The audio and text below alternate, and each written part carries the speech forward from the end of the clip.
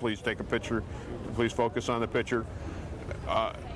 To get her face out there so that working on 3 hours sleep and a couple of crackers, he protects his fondest hopes, battles his worst fears, and sometimes loses. I don't have any video of her. To be honest with you, Melissa didn't like to be videoed. She used to holler at me every time I did. I'd give anything to have her holler at me right now. I'd give anything, he says, to have her holler at me right now. It's a rare lapse. Mostly, there is a desperate monotony to his mission. I know she made a 911 call at 9:02:07. It's all that David Vincent knows about what happened to his eldest daughter. It's enough to hang hope on. When we went back to the cell phone provider, the only thing that we had that they could tell us is that there was a 911 call made from that cell phone at 9:02, which was some 17 minutes after the jet had piled into the thing. 9:02:07. He tells it to everyone he talks to. He clings to it for dear life, because of course it is. I need to know where she was when she made that call, because that will tell me whether she was downstairs just getting off the path and maybe in a void someplace downstairs, or whether I have to understand that she was upstairs on 102 and have to wonder whether she was able to get out or not able to get out. By evening, David Vincent has pretty much worn out the corner of 26th and Lexington, and his cell battery is fading, so he moves on. Craig Spitzer is CEO of Alliance. 7 employees, everyone thought to be in the building that morning, are missing. He cannot, will not, bring himself to believe they're gone. I'm not going to say that to you right now. You can't? No, and I won't. And I won't for myself, and I won't for the people in there. In there is a room full of people who have loved someone too long to give up so soon, and what's left after hope is unthinkable. It is why they agreed to expose this rawest of human times to the glare of the camera lens, because maybe somebody out there has information about Roland, something that will keep his brother moving. I go to sleep with hope, I wake up with none. And perhaps somebody saw Eric in a stairwell racing to safety. We don't know. Maybe he's out there someplace, got hit on the head, and he doesn't know who he is. You know, maybe he's unconscious and he didn't have any identification on him. And as it turns out, nobody can say for sure that Melissa was in the office for that 8:30 meeting. I have to tell you, Craig, that's the best news that I could possibly hear, because what you're telling me is you can't confirm Melissa in that office space, and that's what I had to know. Yeah. That's what keeps me going. So if you know anything about Melissa, call her father. He'd give anything to hear her holler at him again. Candy Crowley, CNN, New York.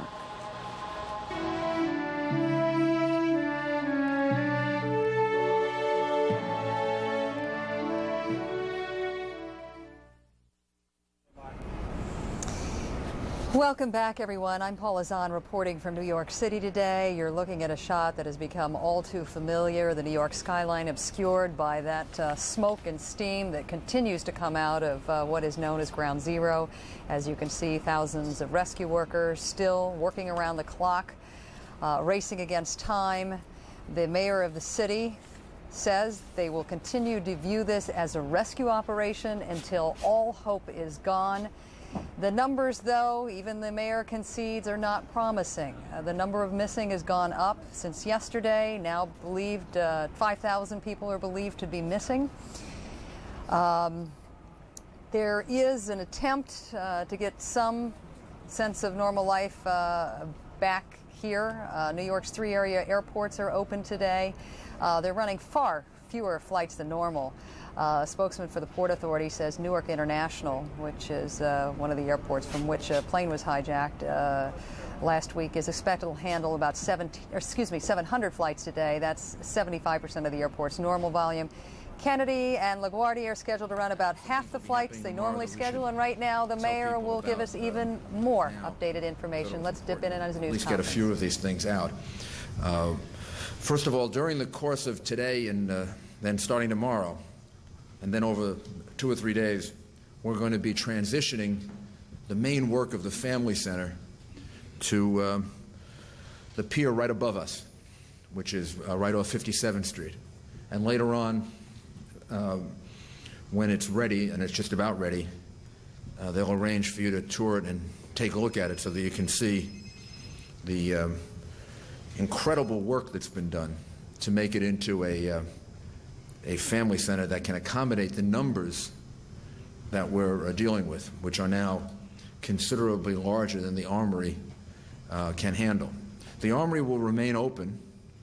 We'll be running shuttle buses from it because people have gotten used to it. And then at some point when the transition is made, the Armory will go back to its normal use or whatever other use we're going to have for it. And then the Family Center here will take over all operations. But the transition will start tomorrow, and it will take as long as it takes to transition everything to the Family Center that'll be here. And the Armory will stay open for as long as people are still going there. I went to see the Family Center last night. First time I looked at it was the day before, and in 24 hours, they have turned it into a state-of-the-art facility. And the only way that happened, really, is because of tremendous volunteer work. The Bovis Corporation oversaw the reconstruction, but we had tremendous help from Accenture, from AOL Time Warner, and from lots of other people. And the other advantage of the Family Center is that we're utilizing about half the space there.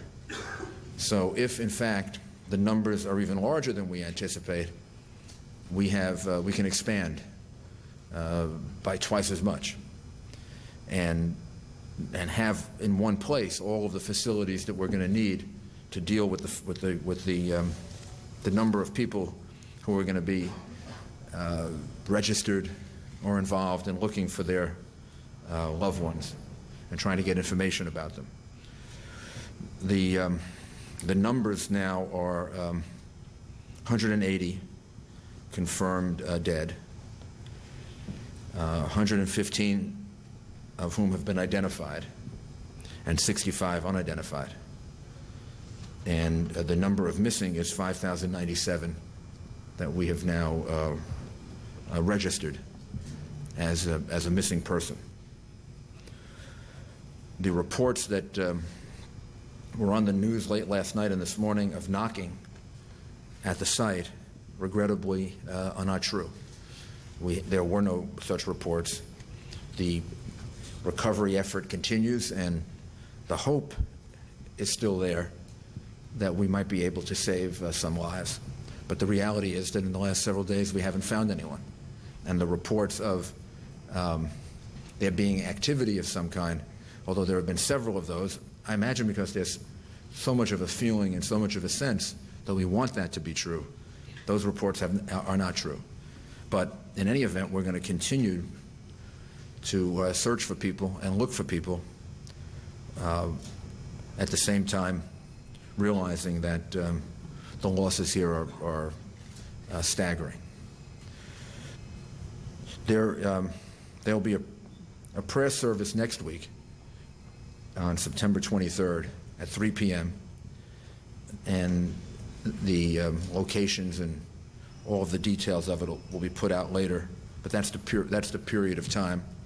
And I've asked Governor Pataki and I have asked the religious leaders of our city, who I met with on Thursday, the religious leaders of our city, and I asked Mayors Koch and Dinkins